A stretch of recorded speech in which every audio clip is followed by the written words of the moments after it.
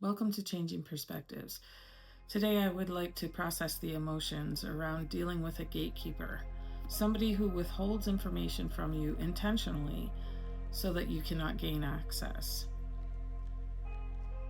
Whether it be in your family dynamic or in your work environment, maybe even a mentor, a distorted mentor at that would basically hold back information from giving you the full picture or giving you all the information that you need to succeed. This person holds back the information from you because they don't want you to be better than them. There's a toxicity about it all. And not being transparent, being one way in front of your face and being another way when they're around other people. And you know that. You have an intuition, you have an instinct, you have a feeling that this person does not have good intentions for you. However, you need to rely on them because they're in a position of authority. So I'm going to tap into the feelings of that experience, and I'm going to see what sensations and emotions come up, and I invite you to do the same. Pause the video if you have to. But as those emotions and sensations come up, make sure that you speak them out loud so that you can process them through your body. Okay. There's actual anger that comes up right off the hop. Frustration and anger. Confusion because you wouldn't necessarily have the same intentions. If you were put in that position of authority, you wouldn't act that way.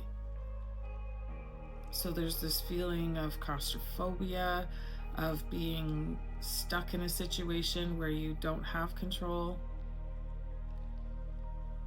You feel as though that other person is setting you up for failure.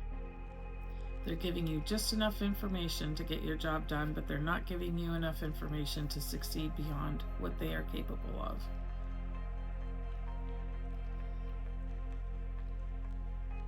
So you see it, your intuition tells you that it's there, and you feel frustrated, you feel angry.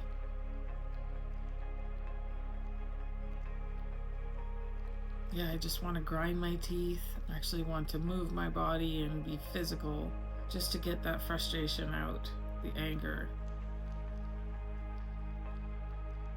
A lot of tension. There's tension throughout my whole body, vibrating with so much tension. You could probably hear it in my voice where there's a little bit of anger and frustration there.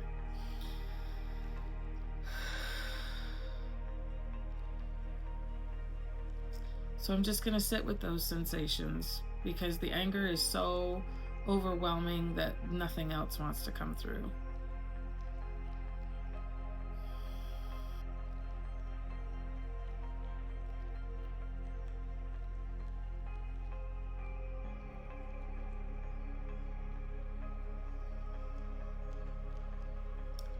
I think forgiveness comes in the form of seeing everything from an observer's perspective.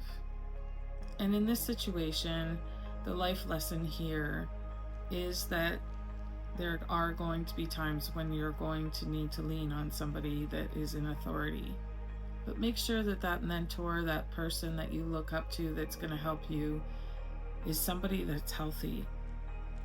And to not put them on a pedestal so much that their ego stops them from being helpful. Understanding that mentors come in and out of your life, and they're not meant to be there forever. Your self-awareness is what's with you forever. So when you come across someone that you think is going to be a good mentor for you, a good boss, when you go to a job interview, you're interviewing them, you want to make sure that it's going to be a good fit. And listen to your body as you're talking to them. Do they feel open? Do they feel receptive? Are they in for your best interest, as well as their own?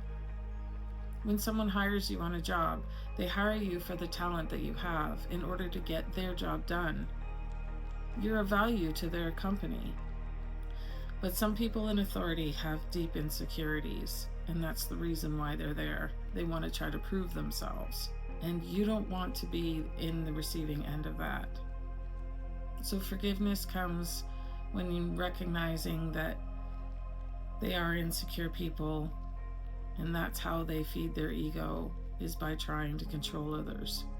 Recognizing it, seeing it for what it is, and taking steps away from it is probably the best solution. Knowing that you, in that position, would not do the same.